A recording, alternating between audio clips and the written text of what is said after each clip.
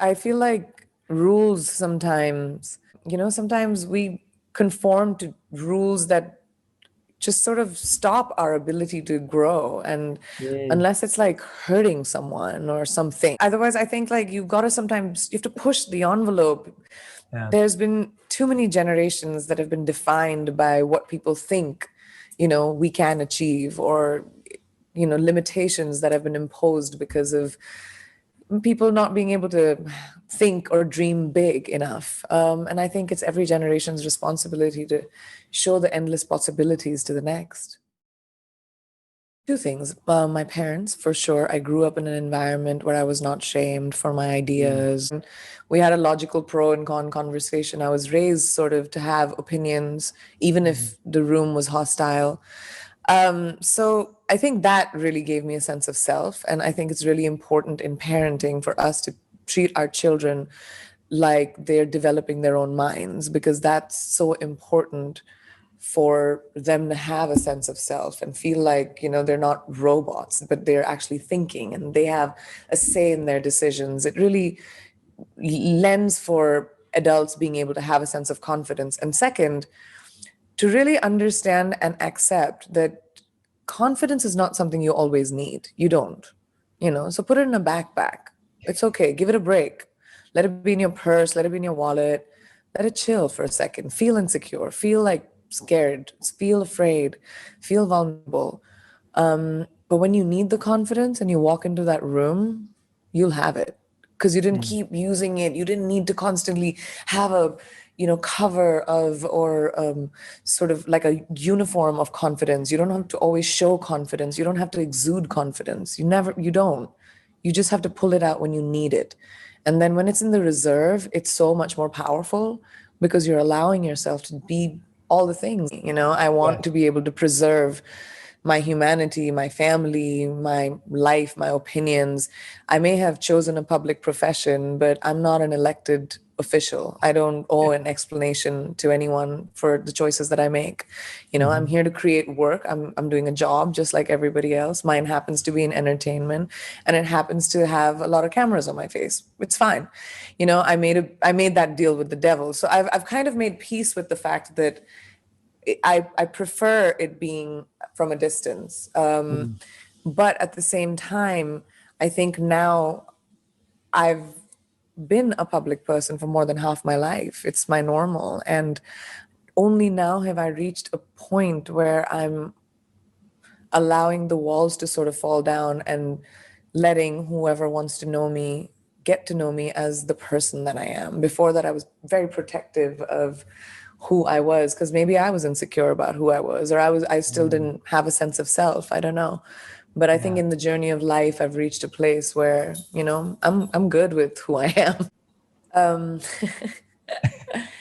There are a few, which I think people may be surprised by that I was vulnerable enough to discuss.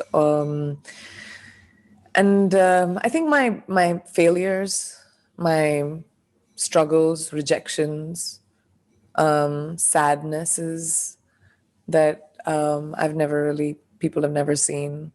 I always wear a brave front. Most women in like, tough jobs have to Hmm. always have like a little bit more of a stronger front to be taken seriously. I built that very early. At 18, to be thrown into the limelight of this job. I mean, you know it, you've been in it for a long time. It's a crazy profession. The expectations, the pressure, to deliver under that scrutiny, to be artistic, to yet have a point of view, to be unique, not, have your own trajectory, because that's the only way it'll work. Nobody wants Me Too's in the entertainment business. You want new kind of, you have to always have a sense of evolution. So it was really, really scary in the beginning. And I think everything just changes with time. And this was one of the good changes that came out of it. I think, well, I was talking about definitely as a female in Yes, the yes. entertainment. You know, it's still hard when you're starting out for women to be taken seriously, for your ideas to be given the kind of credence that a man's would as quickly, probably, Mm, especially in professions where you know, normally you don't see women because, you know, women have never been pushed in that direction, or women have never wanted to go in that direction because it was never normalized for them that their ambitions could go in that direction. Business, politics, you know, to be heads of companies, engineering, like, you know, coding, policy making, like stuff like that, lawyers. Women have just about in the last few generations been coming to the fore and, you know, are standing neck to neck with guys, but it's still an anomaly. It's still not as normal in terms of numbers. It's still not equal. So until that happens, I think it will be hard for you know, young girls to be taken seriously when they come into professions that are predominantly male. But it's okay. You know, women before us have fought the fight, and it'll just hopefully not be the same fight. Hopefully, our generation will not let our kids inherit our problems, you know.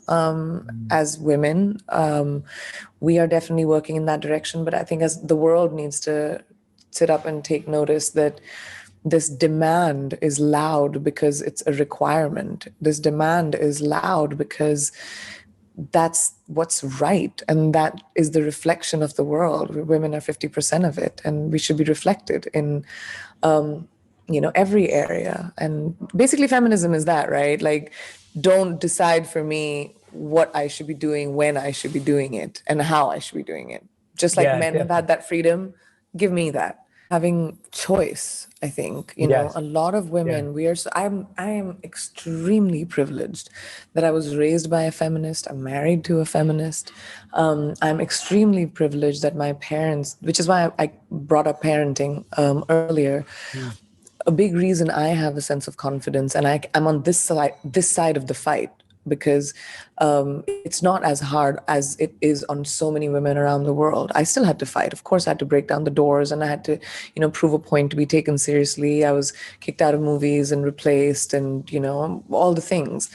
But I still had it so much easier. There are women around the world that don't have a say in their life, that are married off when, you know, other people decide, that people choose who they are married to, whether they can work or not, when they should have children, what kind of children they should have.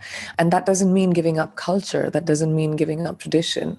You know, it just means creating opportunity. My father told me when I was very, very young, my mom since I was 9 years old, you will have financial independence before anything you do. It doesn't matter whose daughter you are. It doesn't matter, you know, who you're married to.